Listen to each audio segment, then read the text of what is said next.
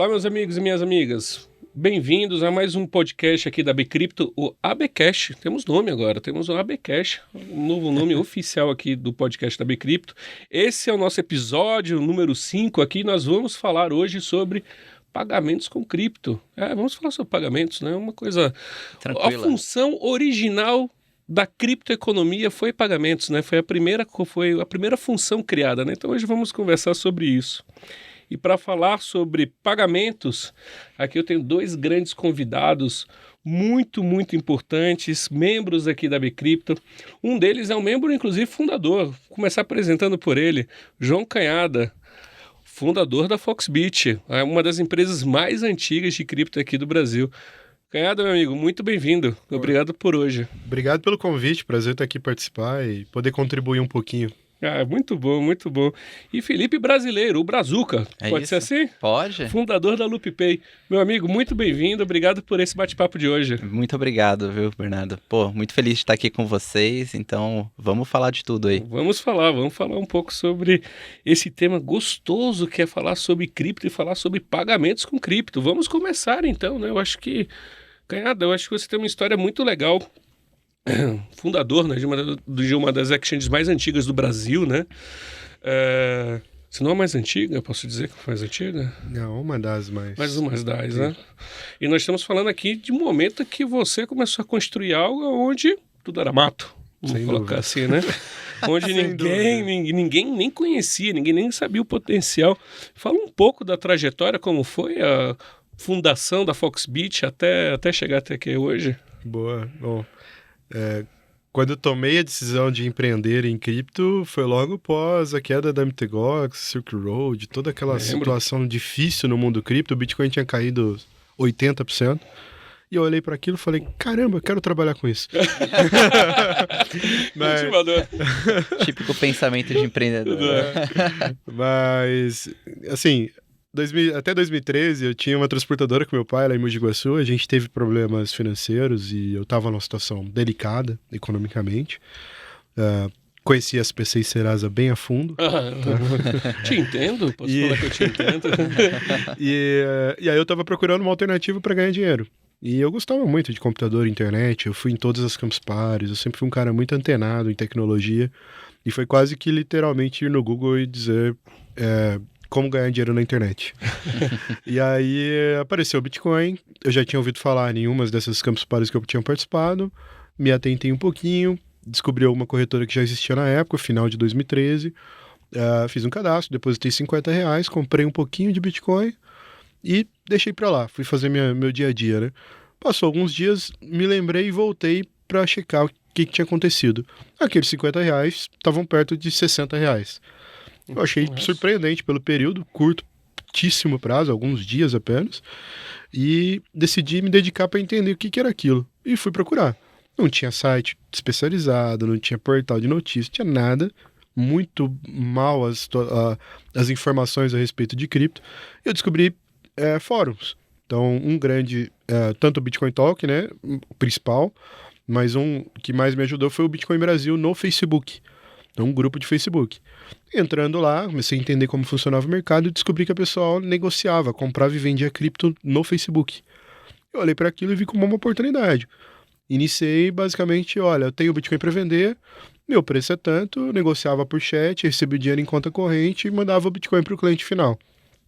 E isso foi me dando uma carteira de clientes, do que no final de 2014 se tornou a Foxbit. Caramba! Então eu comprava e vendia Bitcoin no Facebook.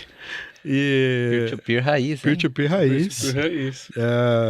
Eu falo que o mercado era puro nessa época, porque a galera que comprava era muito ideológica. Sim. Então quem comprava Bitcoin, ele tinha um aspecto libertário muito forte dentro dele, ANCAP, ele era anti-Estado, ele entendia aquilo como um instrumento de defesa, e o que não é mais a realidade hoje. Hoje já é mais visto como um investimento, como um ativo institucional, uma posição que o cara vai ter na carteira para diversificar portfólio e tal. E hoje tem todo o perfil possível dentro do mercado, que é muito diferente do que era lá atrás, 2013 e 2014. né? Mas realmente o mercado mudou bastante. E aí, desse grupo de Facebook, eu conheci meus sócios também. Então, a Foxbit foi fundada no Facebook também. Que legal, que legal. E o contrato social rodou via correio. Então, sem a gente se conhecer pessoalmente. Tudo foi Caramba. montado online, Skype, Hangout, Facebook. Que legal. E iniciamos ali a nossa jornada em 10 de dezembro de 2014. Que legal. Tá chegando aí que a legal. 9 anos em breve de operação. Muito mais maduro. Já passamos por alguns momentos de altas e baixas aí. Aprendemos bastante no meio do caminho. Pô, que legal, que história. A história é muito bacana, né? A história é muito bacana. Porque Rapaz, eu acho resumi bastante, viu? Pô, eu sei. Não, mas a gente vai aprofundar um pouco, porque além da gente falar sobre a fundação da Foxbit, a Foxbit e você em especial teve um papel muito importante na fundação da Bcrypto, né? E hoje nós estamos realmente chegando quase aos 5 anos aqui de associação, né? Fiz meu cálculo certo? Não sou muito bom com matemática, mas eu acho que sim, né? Acho que fiz, né? Então, nós tem uma história muito importante, a gente vai voltar nisso, a gente vai voltar nesse ponto, que eu acho que a sua presença aqui hoje vai render bastante. Vamos falar sobre história, né? Hoje o podcast não é sobre pagamento cripto, mentira, é sobre história da criptoeconomia aqui no Brasil. Felipe, meu amigo, me conte como foi seu encontro com a criptoeconomia Olha, e como foi a fundação da LoopPay? antes até de eu falar, queria só comentar uma coisa, João. Você fez o trabalho remoto 10 anos 10 antes do anos antes trabalho do trabalho remoto se remoto. tornar.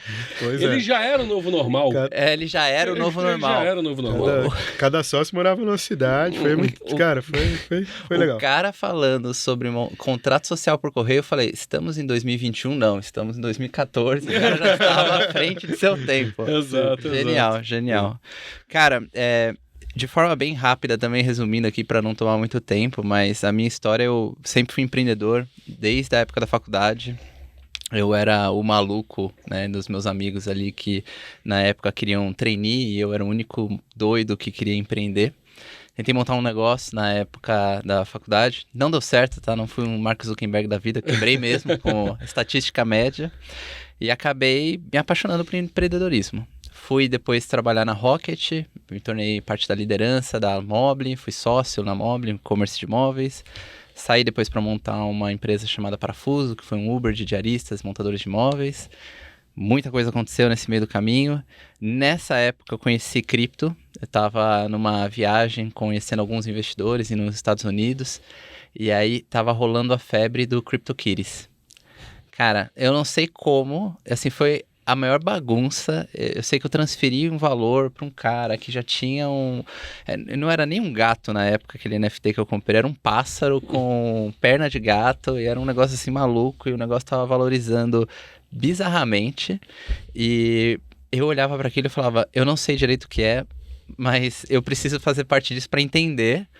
Eu lembro que paguei na época $300, então assim, foi meu primeiro NFT ali em 2018. Caramba. Não sabia nem ao certo o que era MetaMask para poder ter tudo ali registrado, assim, foi tudo muito novo para mim, extremamente UX, assim, maluco, mas corta, continuo, deixa aquele negócio guardado ali, volto pro Brasil, continuo a empresa, depois disso acabei vendendo a empresa, em 2020, e aí, como todo bom empreendedor maluco, né, no meio da crise de 2020, eu falei, vou empreender de novo. E dessa vez a gente foi experimentando várias teses, né? A gente foi experimentando com algumas teses, principalmente focadas em criadores de conteúdo, né? Na Creator Economy, que era uma tese que, na teoria, estava voando, né, naquela época. A gente experimentou de tudo com creators. A gente experimentou desde adiantamento de recebíveis, a gente experimentou serviços online. Um deles, que para nossa surpresa voou, foi de NFT. A gente criar NFT para influenciadores aqui no Brasil. Que legal. E era basicamente assim, ajuda o influenciador a criar uma coleção. Então a gente oferecia todo esse serviço ali de produzir o design, colocar o contrato na blockchain. E para nossa surpresa esse negócio explodiu. Isso era 2021, né? Então, na época que de fato, NFT estava em uma onda muito forte, foi nesse momento que a gente percebeu que ou a gente faria parte disso, ou a gente deixaria esse negócio embora. E aí voltou todo aquele negócio de, nossa, onde tá aquele meu CryptoKitty que em 2018 esse negócio não desapareceu, enfim. E aí a gente decidiu, né, e cada vez mais, assim, entrar em contato com esses influenciadores, oferecendo, né, esses serviços de NFT, até que a gente começou a ouvir muito feedback de usuário falando, poxa, eu tô conseguindo comprar NFT com Pix aqui, eu nunca tinha visto isso antes, por que não também criptomoeda? Né? Isso era final de 2021. E o pessoal queria comprar cripto por N razões, né? Na época estava bombando muito jogos NFT, o pessoal queria participar disso e era uma dor danada eles enviarem para MetaMask, acertar às vezes a rede, né? O usuário tinha essas dificuldades e a gente falava, pô, consigo, da mesma forma que o seu NFT aqui ser comprado por Pix, consigo fazer você comprar criptomoeda direto com Pix. Né? Faço todo o trabalho aqui por trás dos panos de poder converter esse seu dinheiro em cripto. A gente botou no ar, caiu nas graças da comunidade e o pessoal abraçou. Assim, a gente resolveu uma dor muito grande, muito rápido, a gente começou a crescer. Então, esse foi o início maluco ali da Loop. Assim. Mas eu acho que esse início... e esse eu acho que é o grande ponto, né, de todo empreendedor. E eu acho que aqui que a criptoeconomia ajuda muito, né? Você vê um problema, uma dor, né? E a criptoeconomia vem ajudando ela de alguma forma. É isso. Né? Eu acho que esse é o grande ponto que une e transforma o empreendedor brasileiro de cripto talvez até mais especial, né, nesse sentido, né? Porque ele resolve dores mais profundas. Totalmente. A gente está falando de dores, por exemplo, de pagamentos, né? De como transferir, de como fazer transferência de valores de longa distância de uma forma muito rápida, ou seja, nós temos um Brasil, um país que é gigante, né? E hoje, quando nós falamos sobre inclusão financeira, por exemplo, nós temos um grande pepino em mãos, né? Porque boa parte da população brasileira não é só desbancarizada, não é somente isso. Ela não tem acesso ao real. Então, quando a gente fala sobre mecanismos financeiros, eles se tornam um mecanismo de inclusão. E vem resolvendo a dor do Brasil de uma certa forma. Isso ajuda bastante. Né? Canhada, até falando sobre isso, você montou, né, a Foxbit pensando ali em também trazer uma opção, né, como o Felipe colocou aqui, trazer uma opção de acesso a cripto.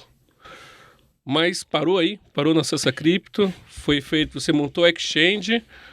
Hoje, dá um panorama pra gente de quantos produtos, né, a Foxbit tem, quais são as dores também que resolve, como é que isso vem se estruturando ao decorrer dos anos? Pô, mudou muito, né? Tanto que em 2014 a gente só negociava compra e venda de Bitcoin, nada mais. Bitcoin. E foi assim até 2018, exclusivamente Bitcoin. Então, por muitos anos a gente focou somente em uma única cripto, né? Uhum. Apesar de tudo que já existia, já tinha Litecoin na época, já tinha vários outros, o Ether é de 2014, 15, já nem me lembro. Já tinha passado a bolha dos ICOs de 2017, Nossa, né? Já passou todas as bolhas dos ICOs, exato. Bolha dos ICOs. Então, assim, a gente hoje expandiu bastante. Hoje tem uma gama de produto grande ali para atender vários perfis, né? Então, o inicial, né? Intermediação de cripto simples. A gente expandiu para mais de 100 criptoativos hoje.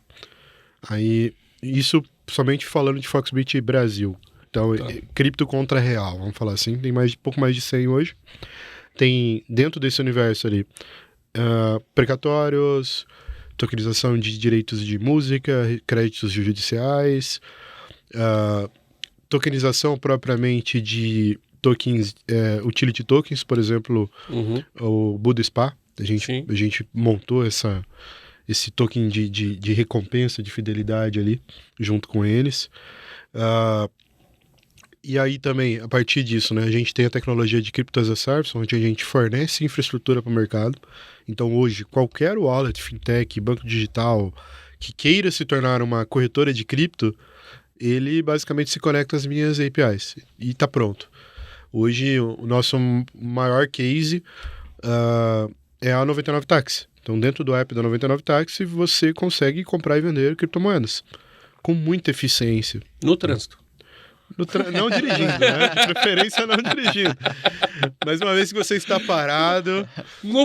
Tá lá no trânsito, tá parado, aquele farol vermelho que dura 10 minutos. O 99 Táxi, em poucos cliques você tá ali acessando esse caminho, né? E podendo se expor a criptomoedas. Aí tem diversos criptos ali à disposição, mas não só eles, tem outros cases também. E assim, legal que a 99 foi... Cara, ela se integrou e se lançou no mercado em menos de 60 dias. Caramba! Então foi muito rápido a integração. O produto está muito, muito bem otimizado, tá? E hoje não só empresas que são wallets, são serviços financeiros tradicionais podem ter cripto, mas já tem startups inteiras nascendo em cima da minha infraestrutura.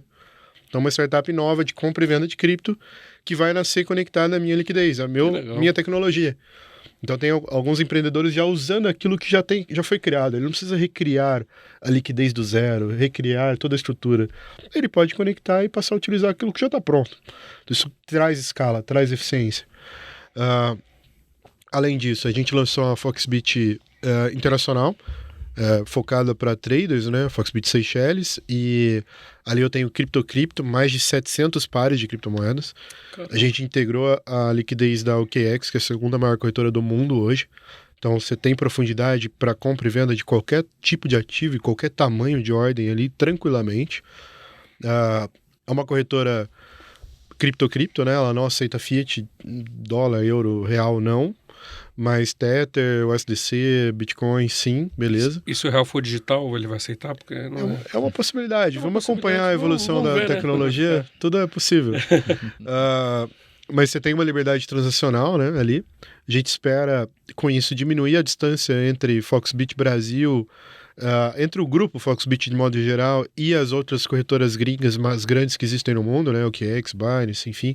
A gente espera, com essa plataforma internacional, realmente trazer toda aquela gama de produtos que o brasileiro está utilizando nas gringas, mas com uma marca que ele confia.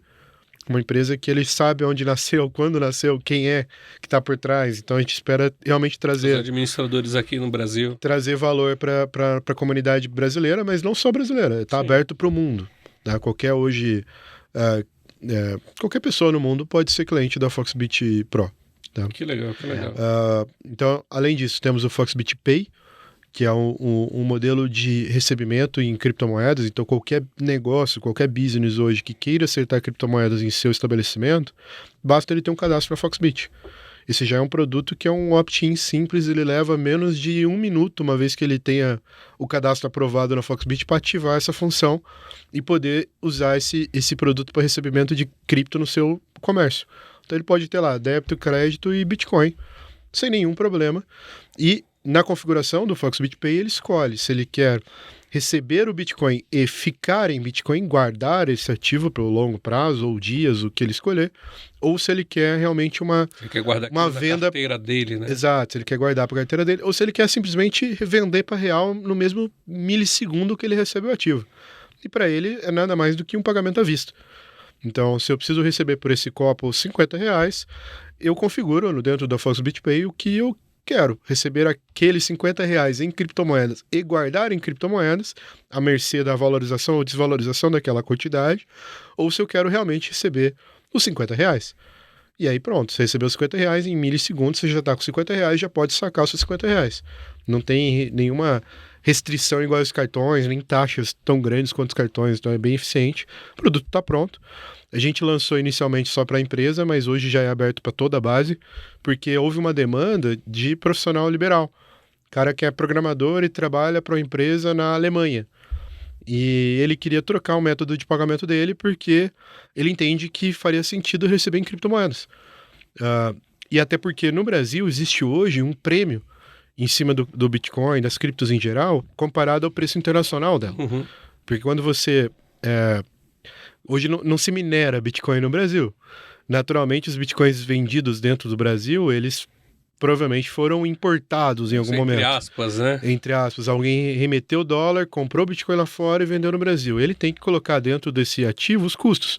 IOF, o custo da transação, fechamento de câmbio e tal, para poder vender.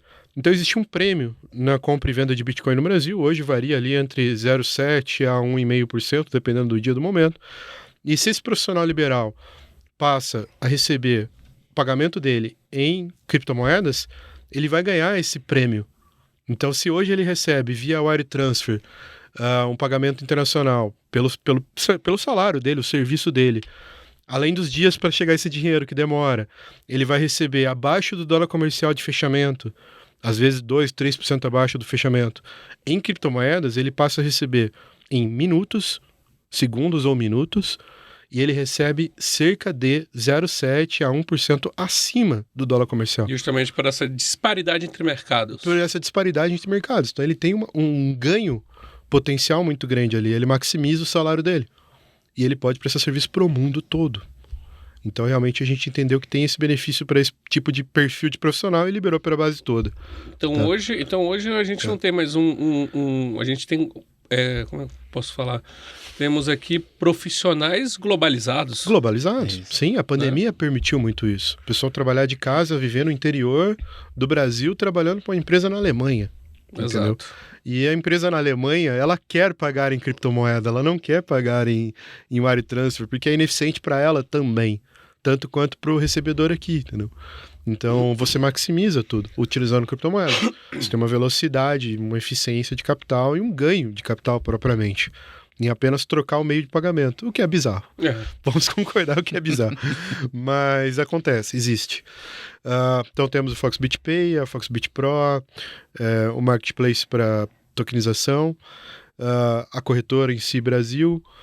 Temos agora o Foxbit On-Ramp, que é para quem é o Pix Cripto, o cliente que deseja implementar em seu estabelecimento ou em seu comércio eletrônico ou qualquer coisa do tipo que queira alguém pagar em Pix e ele já receber em criptomoedas, então é a ponta contrária, né, do Pay, mas já tenho esse produto. NFT, a gente tem um produto de NFT white label que provê para as empresas poderem moldar a seu marketplace de NFT à sua maneira, tá? Então, por exemplo, vamos dar um exemplo aqui, uma ação de marketing específica de uma empresa de cerveja, por exemplo. Ela pode criar um marketplace de NFT, de compra e venda de NFT, todo... Você já tem algum nesse caso, assim, uma que começa com A ou começa com H pra gente, não? A gente tem, mas eu não posso falar os cases aqui. Mas tem cases legais no ar. Né? A questão é que o NFT pode dar benefícios dentro da marca, desde uma caipirinha no restaurante, uma coisa... virando uma utility ali, né? Exato, ele pode usar esse benefício.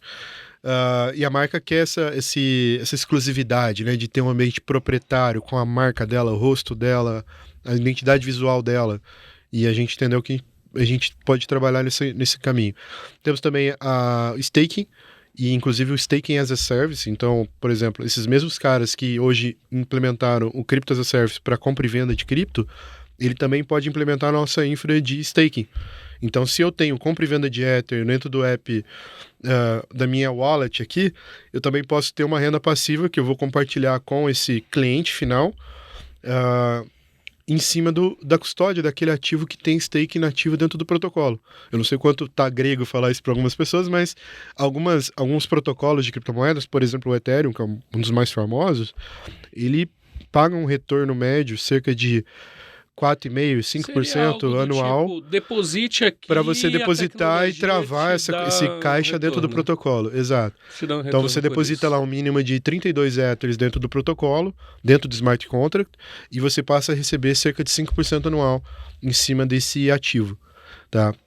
Não tem esforço de ninguém propriamente, é apenas a máquina. Um lock dentro do protocolo. Né? E isso também é um produto que está à disposição para esses clientes, parceiros, enfim. E a gente tem mais coisa por vir aí. Eu não sei nem se eu falei tudo aqui, mas... Caramba! Tem bastante coisa acontecendo. Tá bem completo. Arrasou. 9 anos de trajetória muito boas, muito belas. Um ponto importante, né? A gente é a principal mesa de OTC do Brasil hoje. A gente tem uma operação de tesouraria própria e a gente também atua dando liquidez no mercado cripto brasileiro. Então, hoje, a Foxbit é uma das grandes fornecedoras de Bitcoin para o Brasil. Tá? Então, Para aqueles que estão ouvindo a gente, a OTC é como se fosse uma mesa de operação, uma mesa de operações. Trazendo aqui, né, mais opções de liquidez para certos volumes que é difícil praticar, Isso. por exemplo, em livro. Isso, Né? é o private, podemos assim dizer. Então, se você quer fazer, chega alguém que quer comprar R$1 milhão em Bitcoin, ele dentro do OTC da Foxbit, ele vai ter um gerente de contas, ele vai ter um agente especializado que vai atuar com ele do começo ao fim, vai orientar desde como guarda, como custodia, dar preço para o ativo, fazer a venda propriamente, realmente pegar na mão do cara e ensinar de A a Z ali como funciona todo o processo, trazer o máximo de conforto para ele estar fazendo aquele investimento. Em alguns casos a gente até dá uma orientação mais específica, né, a respeito do que ele tá fazendo. Chega alguns casos malucos por aí, tá? Vendi minha casa, quero comprar tudo em Bitcoin. Falou, opa, calma, amigo, calma. Não é bem por aí. Calma. Muito calma. Você quer comprar 2% do seu portfólio de investimento, você já é um cara que já tem ali renda fixa, variável, entende isso. Cara, quer se expor a Bitcoin? Total sentido, foi ótimo, parabéns, legal, baita movimento. Mas você tem que entender aquilo que você está fazendo. Existe risco, não tem renda garantida, não tem juros, não tem... É mais complexo, não é um negócio... Você tem que tomar cuidado com o que está acontecendo. É um movimento bem interessante, né? Porque quando a gente vê, e aí trazendo a história, né? A Foxbit foi montada, deu um engasguinho aqui, foi montada com um objetivo específico que foi prover acesso. Hoje a gente tem diversos produtos e serviços, até NFTs, né? Até assessoria, assim, ajudando a pessoa, né? Até essa inclusão.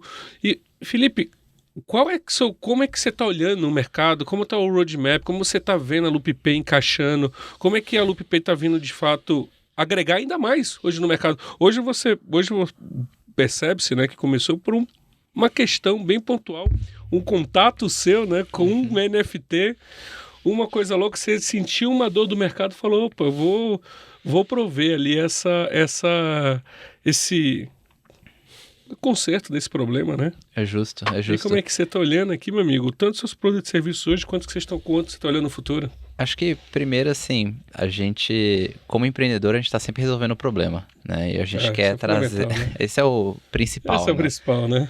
E eu acho que, assim, da mesma forma que o João resolveu muitos problemas, e agradeço muito por ter resolvido muitos dos problemas lá atrás, senão acho que o mato estaria ainda mais alto. Eu brinco que o mato tá alto, mas acho que na sua época era uma selva mesmo.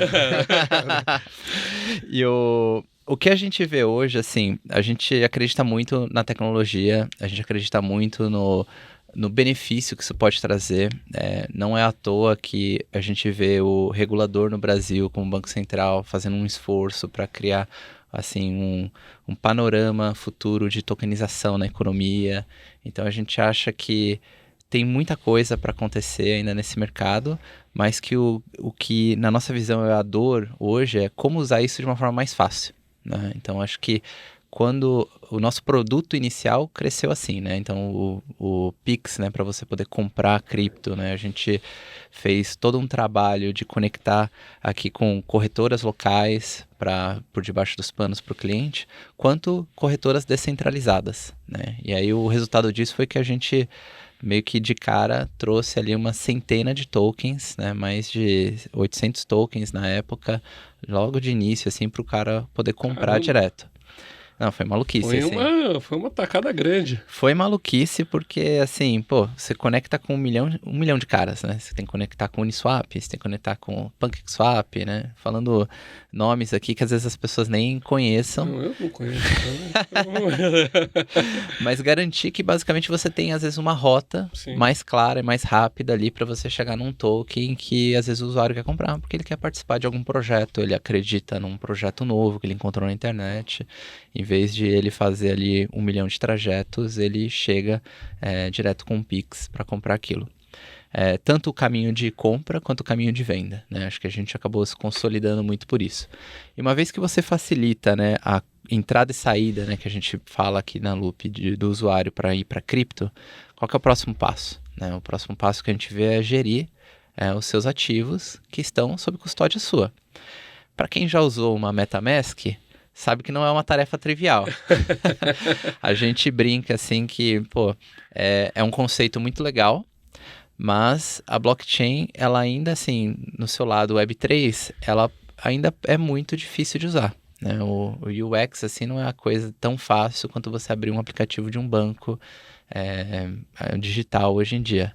Então, você tem que acertar onde está o seu token, qual é o endereço de contrato dele, a rede, você precisa...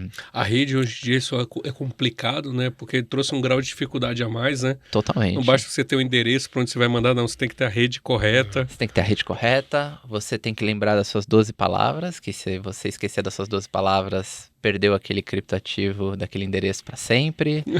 Então, assim, são preocupações que, a verdade seja dita, o usuário médio não quer ter. Não quer ter. Né? E fora que você conectar a sua carteira, às vezes, em algum lugar que você não conheça, pode acabar dando um problema gigantesco de ser hackeado. Exato. Perder.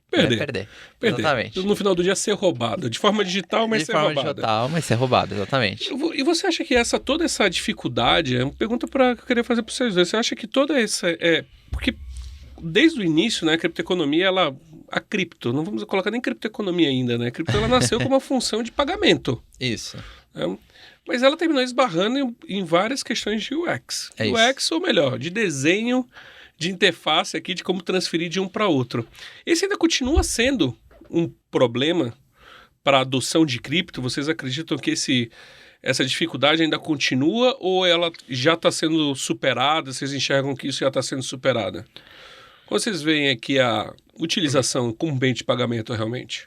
Eu diria que ela, de uma certa maneira, hoje, assim, o que na minha cabeça impede a adoção maior de cripto são algumas coisas. Acho que, primeiro de tudo, é a gente ter vamos dizer assim, um nível de transação ali que abstrai algumas coisas para o usuário médio. Então, esse negócio do gas, da rede, né, o gas, né, que o pessoal fala, é um negócio assim que, de verdade, isso o brasileiro médio, a gente pode pegar, né? O Pix nos mal acostumou. Fazer uma transferência hoje para uma outra pessoa é impensável cobrar, né?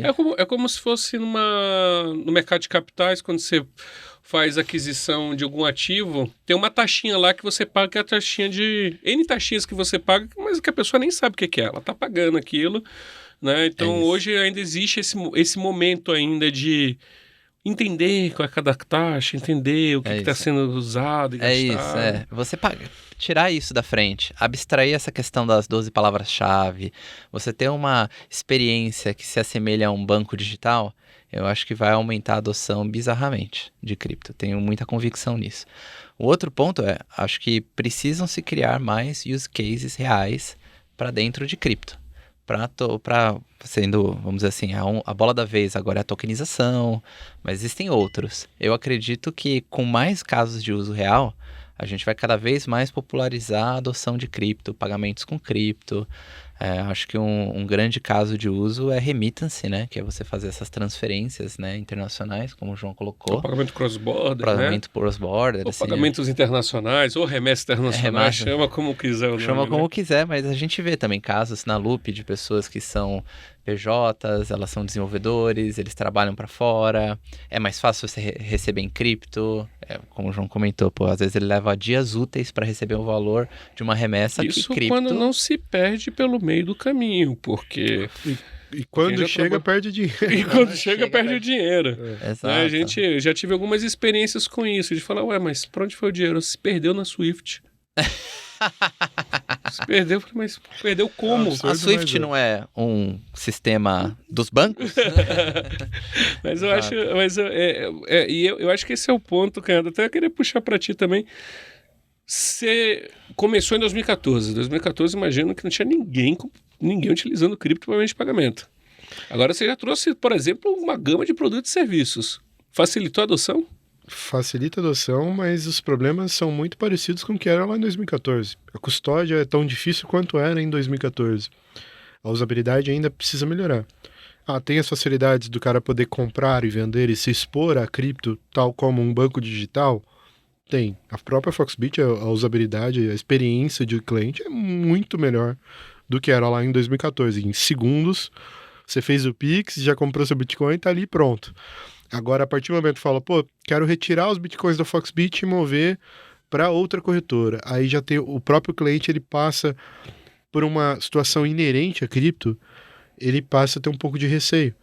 Será que eu colei a carteira certa? Será que eu errei? Aí ele checa 10 vezes a carteira. E aí não tem nada a ver com a Foxbit, mas com o protocolo que ele está usando, com a cripto. Eu vou te mandar um satoshi para ver se funcionou, para testar, né? Quem nunca, né? Aí, tem protocolos que além da carteira tem uma memo, um código específico que tem que ir junto. Então, assim, tem muita coisa de usabilidade dos protocolos criptos que precisam evoluir.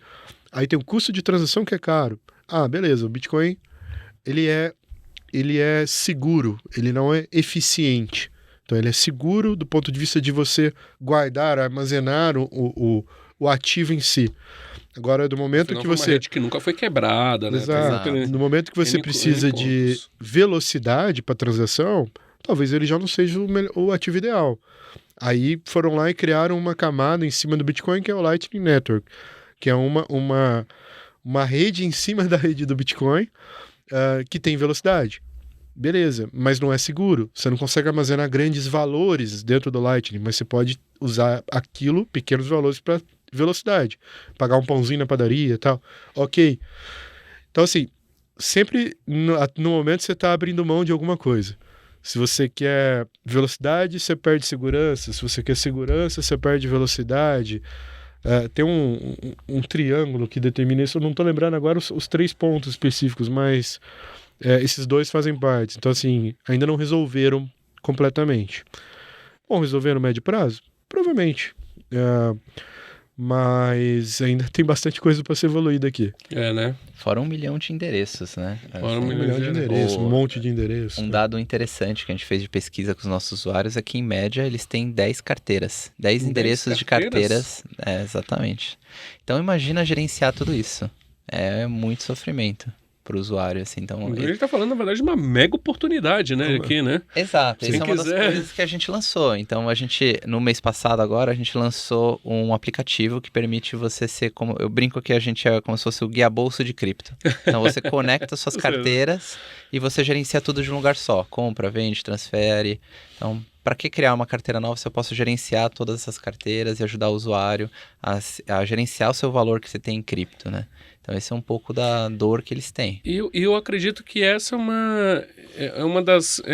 até um ponto, né, que foi colocado até foi um ponto nosso, grande discussão, né, quando entrou na MP das salário mínimo, né, foi colocado ali um item falando sobre tributar carteiras de cripto. Como? Né? Como? Como? Né? E ali trouxe essa grande questão. Como? E ele fala de investimento estrangeiro, né?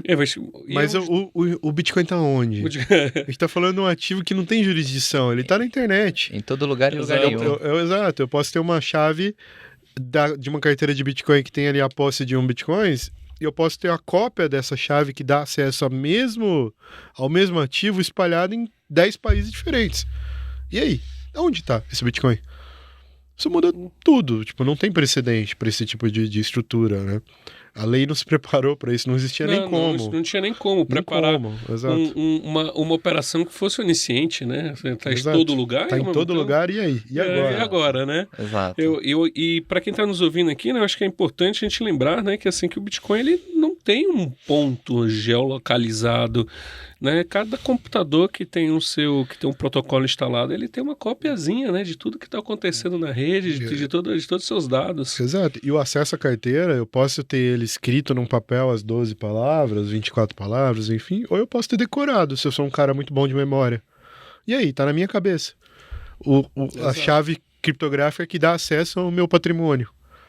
E eu posso atravessar fronteiras com isso. E aí, como fica?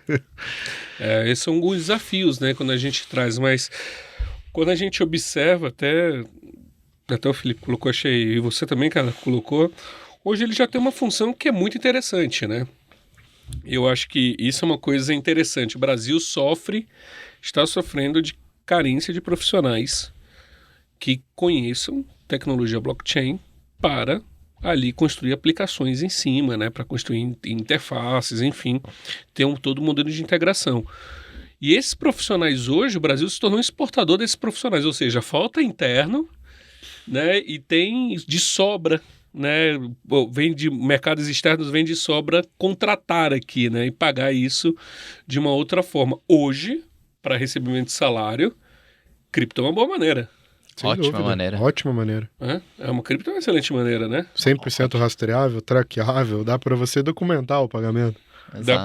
Dá para se ter origem, destino, dá para se recolher imposto em cima, pagamento, né? Sim. O profissional consegue emitir sua guia, pagar sua guia e rápido. Eu acho que esse é o principal Exato. ponto, né? É isso. Você rompe qualquer barreira possível ali. Quando a gente... E vocês acreditam que a gente estaria próximo a utilizar a cripto como infraestrutura de mercado de pagamentos nacional? Vocês acreditam que a gente teria uma possibilidade disso aí? O Drex tá aí, né? Eu ia falar isso. Mas já esbarrou em questões tecnológicas, né? Não é só o protocolo em si do ativo, mas a própria infraestrutura de internet que precisa evoluir. Então, você vê que são pontos muito diferentes. Eu nem teria pensado nesse ponto. Eu achei que era um problema resolvido. Eu também. Até que essa semana vi notícias dizendo que, olha, o Drex precisa de uma infraestrutura de links, de estrutura de rede, de cabos e tal, que não está pronto. Então, assim, isso muda muita coisa. Isso muda muita coisa. Eu nem esperava esse tipo de notícia em pleno 23, mas... E a própria tecnologia, o meio de pagamento digital, a gente tem que lembrar que o Brasil é muito grande. Tá? Então, assim, o digital vai substituir o físico e tal. Mas, cara, uma coisa é a gente falar isso aqui, estando aqui em São Paulo, na Faria Lima, na Berrini, aqui e tal. Uhum. Outra coisa totalmente diferente é a gente falar isso para alguém que tá lá no meio da Amazônia fazendo transação comercial. Esse cara, ele precisa da cédula física. Às vezes, muitas vezes, ele nem tem internet, ele não tem... Às vezes tem internet ali em algum momento do dia, alguma coisa do dia. Às vezes o banco chega de barco, né? O banco chega de barco, então assim... O caso do Bradesco, né? Que fez lembrar propaganda que um tempo atrás sobre isso. Olha, né? O Brasil é muito grande. Né? Então, assim, tem desafios aí que não são só técnicos. Né?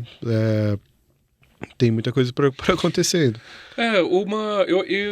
Eu queria até ouvir vocês sobre isso, né? Porque a gente está falando de um país realmente continental. Uhum. A gente está falando de um país que tem as suas peculiaridades, para não falar problemas, né? Que suas peculiaridades. Seus desafios. De repente o Elon Musk resolve tudo lá com a internet. Starlink, né? Starlink. Global Link, né? Cria um guarda-chuva, né, para todo mundo, né? Mas quando vocês veem a forma de pagamentos, né? Vocês pensam... eu acho que esse é o grande ponto. Vocês acreditam na microtransação, né? Que a microtransação, ela de fato, ela vai ganhar força?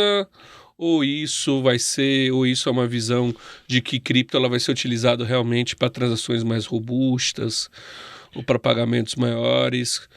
Porque quando a gente vê a aplicação, por exemplo, o Real Digital, trazendo do Real Digital, né? Quando a gente traz um pagamento, ou a ideia de um pagamento feito com real digital ali, de forma direta, vamos dizer, de um para outro, já não nessa fase que nós estamos agora, que é a fase de criação, né, que é a fase de atacado, mas quando chegar no varejo, a gente está falando de uma moeda ali que vai transacionar de ponta a ponta, né, onde você vai ter ali o QR Code de um lado, você vai bater, vai transferir de um lado para outro. Isso é uma microtransação, né? A pessoa vai comprar ali, vai comprar um pãozinho, né, 2, 4 pãezinhos ali, vai pagar R$1, R$2, o Drex, 1 ou 2 Drex, né, enquanto moeda. Isso hoje já é possível. Eu acho que o Drex é menos no próprio meio de pagamento em si, o impacto nesse microtransação em geral, é menos no microtransação e mais na internacionalização do real. Porque isso permite que qualquer pessoa no mundo faça transações em reais rapidamente. Uma vez que eu tenho uma stablecoin de criptodólares hoje... Que é uma stablecoin, vamos dizer assim, lastreada pelo Banco Central. Emitida pelo Banco Central. Então você tem uma garantia, uma estabilidade melhor. Então isso está mais, para mim, trazendo à luz a internacionalização do dinheiro que hoje é mais restrito geograficamente do que só o micropagamento aqui e tal. Isso já acontece com o Pix hoje, não é um grande problema, né? Ele vai evoluir o Pix, a própria tecnologia vai evoluir, vai ter micropagamento, mas eu acho que o grande super trunfo aqui dessa tecnologia é a internacionalização. É a internacionalização. Pergunta para ti, Felipe, você acha que quando a gente olha até toda a evolução da LoopPay, etc., o real tem como encaixando aqui também como meio de pagamento, como entrando aqui também com mais uma forma? Você acha que ele vai entrar com mais uma forma ou você acredita que ele vai substituir outras que já existem? Eu tenho uma visão, assim, até parecida com o João na questão do Drex, que eu acho que, assim, o Drex ele vai surgir como uma moeda de atacado, né? Então, entre os bancos. Eu acho que para micropagamentos, quando a gente pensa nisso, ela não vai entrar. Já existe o Pix, inclusive o Pix ele é internacional em alguns aspectos, né? Já existe, né? Eu já vi na amigos... Argentina, por exemplo, você paga em Pix, né? Exatamente, eu vejo amigos pagando em viagens, falando, paguei o hotel em Pix. E assim, o Banco Central acho que nem imaginava que o Pix seria tão internacional na América Latina como está sendo. Eu acho que o Drex, né, ele vai trazer uma vantagem que vai ser você, de fato, ter um sistema de DVP, né, onde você vai ter a entrega do valor junto à entrega de pagamentos, e isso vai poder oferecer para o público geral. Quero dizer com isso, por exemplo, não vou citar nomes aqui, mas a gente tem, às vezes, a nossa conta, né, querer comprar título público federal. Olha, leva alguns dias para esse título estar registrado no nosso nome.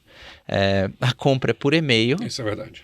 Ela é totalmente maluca. Assim, é um negócio assim que você olha e fala, nossa, o banco eu tenho que fazer por e-mail, só até às 5 da tarde, às vezes às 5:30, dependendo se o operador ali está com muita coisa ou não. Mas até às 5 da tarde, e para eu receber o dinheiro, mais alguns dias também quando eu liquido aquela operação. Então, puxa, todo esse aparato vai ser substituído por uma coisa instantânea com o Drex. Que é o caso do NFT. Exatamente. É o NFT. É o caso do NFT. Vamos trazer aqui para o público geral. Isso já é uma tecnologia da NFT. Exato. Imagina você extrapolar isso para, por que não vender o seu carro no futuro via blockchain? Que seja uma blockchain do governo, mas vender o seu carro via blockchain seria maravilhoso. Hoje você tem que ir no cartório, assinar um registro, falar que você vendeu, passar a titularidade para outra pessoa. É um negócio surreal. Você vai usar o smart contract no Drex como um escrow account, né? Exato. Tipo, ele vai ser um juiz ali. É isso. Ele vai segurar vai ter um contrato nele que vai ser um juiz. Ele segura o pagamento, a hora que os dois deu sim, segue a transação. Exatamente, manda a titularidade. Por que não fazer isso, sabe? Às vezes eu fico pensando assim, que tanta coisa que a gente tem hoje de propriedade, de pagamentos, que ela é totalmente arcaica e que a população, no geral, não entende que poderia ser melhor, sabe? Assim, então, propriedade, quando a gente fala de titularidade de carro, titularidade de imóvel, aluguel, tanta coisa. Tem um estudo do Banco da Inglaterra de 2016 que ele já falava de CBDCs e ele cita expressamente que o PIB inglês poderia ser incrementado da ordem de 3 a 4% ao ano, somente pela utilização de pagamentos totalmente digitais. Então, assim, o impacto na economia é brutal. Para quem pensa, né? Porque nós vamos pensar, 3, 4% não é tanto. Quando se trata de uma economia extremamente robusta, muita coisa. Vai estar crescendo. 3 a 4% na Inglaterra é um Brasil por ano. Por ano. Exatamente. Vai estar crescendo a nível China. Exato. Crescendo atualmente a nível China. A nível China, E assim, o grande exemplo, o Pix. O Pix realmente ele não é uma moeda digital propriamente, mas falando das minhas operações, antigamente, até 2020, olha, antigamente, né? 3 anos atrás. Até 2020. Para eu receber reais de você, meu cliente, eu tinha que ter conta onde você tem, quando passava do horário comercial. Então, se você... Para fazer o famoso TEF. Exato. O Bitcoin é 24/7. Às vezes ele dava um movimento de alta de 5% no sábado, e o cliente que tinha mandado reais na sexta-feira até as 4:30 da tarde, ele conseguia surfar esse movimento. O que não tinha, ele teria que esperar. E ele perdia esse movimento de alta. Então, para o trader é difícil. Impensável. Agora, com o Pix, não. Ele pode simplesmente, às 10 da noite de um sábado qualquer, me enviar um Pix e comprar Bitcoin em alguns segundos. Trouxe muita eficiência. Nosso volume, faturamento, tudo foi impactado diretamente pelo Pix, por poder operar 24/7 com toda essa liberdade que o Pix trouxe para a operação. Então... A gente está falando de um processo, na verdade, de digitalização, né? A gente está acompanhando esse processo de digitalização, né? E a gente está falando tanto aqui, né, de não, porque aí vai ter um registro num banco de dados. O feijão com arroz bem feito já resolve. Funciona bem, né? Funciona bem, né? Só precisa que seja 24/7 e já tá bom, já é um grande avanço. É um grande avanço, né? Eu acho até um ponto muito importante que o Banco Central fez um trabalho incrível com o Pix, que foi... Eu acho que, se eu não me engano, foi um dos maiores processos de bancarização de inclusão social da história, né? Com o Pix, É um né? sucesso. É um sucesso. Sucesso incrível, né? Eu acredito, para finalizar, que eu achei esse bate-papo, queria fazer para vocês uma pergunta, que recentemente eu fui questionado sobre isso e eu queria saber a opinião de vocês. A gente está falando de uma tecnologia cripto que nasceu com o objetivo de ser um meio de pagamento. Bitcoin nasceu com esse objetivo. Né? E aí nós olhamos sua trajetória, passou por produto de investimento, reserva de valor, né? E começou a se desenhar uma série de outros fatores ali em volta, registro de propriedade com liquidação automático, enfim. Outros produtos foram surgindo pelo meio do caminho, o próprio Pix surgiu, né? Surgiu até a parte do código de barra não, QR Code, né? E você bate, e transfere. como uma resposta à provocação das criptomoedas. Exato. Palavras do próprio presidente do Banco Central. Exato. Tipo, justamente que precisamos criar um sistema que seja tão eficiente e rápido quanto. É isso. Né? Então, o cenário vem mudando. Vocês acreditam que, com moeda do Banco Central, né, com o real digital, pensando, não só o real digital, mas CDB6, utilizar cripto como meio de pagamento morreu?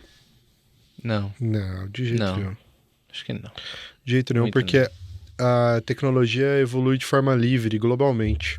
Ela não é limitada à regulamentação do Estado, específica do Brasil, coisa tal. O mundo todo tem gente pensando em nova infraestrutura, novas criptos, nova tecnologia. Todo dia tem um lançamento novo. Se eu parar um dia de olhar o que está acontecendo no mundo, eu já estou desatualizado. Eu só vivo isso, faço isso há quase 10 anos. Imagina quem não está imerso nesse mercado, entendeu? Então, realmente, assim, não dá para esperar que o governo vai ser tão eficiente do que o livre mercado globalmente atuando. Porque o governo ele não está competindo só com ele aqui. Pela primeira vez, a tecnologia de cripto já nasce global na essência. Então, de repente, um adolescente chinês ou indiano cria uma criptomoeda com uma tecnologia totalmente nova, nunca pensada antes, que vai superar em centenas de vezes a infraestrutura atual. E pode acontecer amanhã. Entendeu? Então, assim, acho que vai evoluindo. Vai evoluindo. Eu compartilho da mesma visão. Acho que, assim, as duas redes vão começar a coexistir. As redes públicas, que é o que a gente tem aqui do Ethereum, Bitcoin, Polygon, e as redes privadas das CBDCs. Eu acho que vai haver pontes entre elas, e o que vai acontecer é a inovação da rede pública vai vir para a rede privada das CBDCs. É exatamente como o João falou. Assim, é impossível, né, a inovação... Não é impossível, mas é muito difícil uma CBDC específica de um governo ela ganhar em inovação do que o mundo todo que está pensando nisso o tempo todo. Né? Assim, estatisticamente, né, é mais uma questão de que é muito difícil. E essa coisa vai ser passada para lá. O protocolo da Uniswap, é um negócio incrível. Não tem por que a CBDC não utilizar algo parecido. A Automated Market Makers são incríveis. Agora, pensar que a inovação vai surgir somente da CBDC e vai matar a rede pública, acho que isso não vai acontecer. E a gente nem entrou na discussão das moedas privadas ainda, né? A gente está entrando numa era onde os bancos centrais vão ser postos em xeques e competir diretamente com a moeda emitida pelo Facebook, pela Amazon, pelo Twitter. E talvez eu deseje ter dentro do meu investimento moedas emitidas pelo Facebook e não o real. Exato. Porque eu tenho medo da desvalorização do real que está à mercê de uma decisão política que eu não concorde. Inclusive, o grande marco do avanço do CBDCs foi a lira, né? A moeda do Facebook. Foi isso que fez os governos que depois se tornou dia e que foi uma briga enorme. Exatamente. Que fizeram de tudo para matar ela porque ficaram extremamente assustados. Porque realmente tinha o potencial de substituir ali os pagamentos. O monopólio da impressão de moeda está ameaçado. Não é mais só do governo. E o que eu acho interessante é porque isso retorna à história da moeda. Porque a moeda, inicialmente, ela não era emitida pelo Estado, né? Ela era emitida por instituições privadas que depois foi incorporada ao Estado justamente como fim de controle e segurança, né? E cada vez mais nós avançamos na história da humanidade. Temos aqui inflação, que começa a assolar que dentro da economia moderna há vários outros fatores, né? Guerras, né? Função de desvalorização de propriedades, né? A gente começa a ter várias outras questões e aí começa a surgir novamente o meio privado com sua forma de pagamento. Pois é, eu acho inclusive que daqui a algumas décadas alguém vai olhar para trás e falar, pera lá, vocês acreditavam em políticos? Vocês não acreditavam na matemática? Porque eu prefiro 1000 vezes acreditar na matemática pura do que em qualquer político que troque de carga a cada 4 anos lá em Brasília. Eu acho que a gente tem um cenário, né, que eu acho que é muito importante quando a gente fala, inclusive até sobre isso, que o Brasil hoje, né, o país continental, como a gente falou, como eu falei, a gente tem um problema ainda hoje, né, a gente tem um problema. Hoje a economia, ela não é uma ferramenta inclusiva. Né? Hoje a economia, o real, ele não está disponível a todos. E quando eu falo real, é moeda mesmo, né? Porque o real, na verdade, ele está disponível a uma parte da população. Uma outra parte da população vive com as chamadas moedas digitais. Totalmente. Moedas sociais, desculpa, né? Que no final das contas isso termina se transformando até em determinado momento em moeda digital. Uhum. E o que seriam as moedas sociais? Vale. Né, são os famosos vales, né? Que é aquela coisa, olha, eu tenho aqui uma continha, pode pegar aqui que eu anoto. Sim. Né? Sim. Então terminando nem tendo acesso também. Mas você sabe uma coisa que eu queria comentar? É que assim, a gente fala às vezes do real e das criptomoedas como se fosse assim, existe um mundo defendido pelo governo e existe um mundo das criptomoedas que são pessoas privadas. Mas a tudo uma coisa só. É tudo uma coisa só e a maior parte do dinheiro que a gente usa, ele é emitido por instituições privadas. Exato. Na verdade, o Banco Central ele emite uma parte, que é a base zero, e, né, o M0, e o que a gente tem ali no nosso Nubank, no nosso Bradesco, Itaú, o banco que for, na verdade é moeda eletrônica emitida pelo banco. Você está confiando que o banco tem de fato aquele dinheiro. Tem todo um cálculo matemático por trás, Basileia, né? Existe Basileia, tem reservas fracionadas, né? Exatamente, mas assim, você, de uma certa maneira, está confiando que aquele banco tem aqueles recursos, por isso você deixa o seu dinheiro lá. Quanto diferente isso é de uma stablecoin? Na verdade, em alguns casos, a stablecoin ela é até mais confiável. Que é o processo que está se dando no real digital de levar justamente esse ponto para a digitalização, né? Exato. Eu acho que assim, a tecnologia de blockchain e toda essa questão de você ter carteiras de custódia do usuário, de você garantir que você tem lastro da moeda, todas essas coisas, se a gente aplicasse isso ao mercado financeiro tradicional, tenho certeza que a gente teria um mercado financeiro muito mais seguro do que temos hoje. Não tenha dúvida. E a autocustódia é outra complicação também.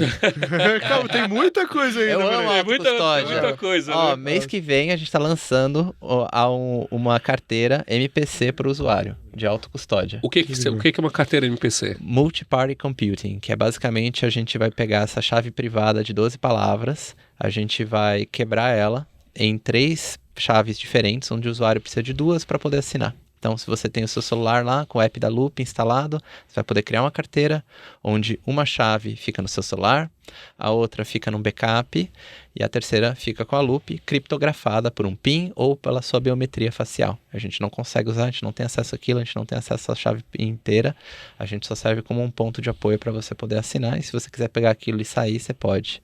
Então, assim, isso traz muito mais confiança para o usuário. sabe? Assim, ele não precisa lembrar da senha, ele tem já um sisteminha que praticamente abstrai toda a questão ali para ele, pode pagar o gas, a gente vai usar Account Abstraction para ele pagar o gas do jeito que ele quiser, se ele quer pagar com STC, quer pagar com Matic, quer pagar com não sei o que, ele pode. Então, assim, isso vai ficar muito mais fácil. A gente acredita nisso de UX para você poder realmente trazer mais gente para cripto. Dois caminhos que estão se cruzando, né? A gente está falando aqui de uma melhora na interface de usabilidade de carteiras, né? De você ter sua própria carteira, né? E também facilidade de pagamento. Com a facilidade que qualquer loja pode ter também, né? Pode ter sua loja, por que não conectar ambos, né? Exato. E essa é a solução que a gente entrou no piloto do Real Digital. Que legal. Então que legal. Vai ser super bacana poder trazer isso para o público. Vamos. Isso é um ponto importante, né? Foxbit e Pay estão no Real Digital. Tudo Real Digital. Né? É isso. Exatamente. Ambos estão no Real Digital, ajudando a construir o Real Digital, né? É isso. Quem sabe aí a gente consegue construir uma infraestrutura legal para ser tudo isso que a gente sonha.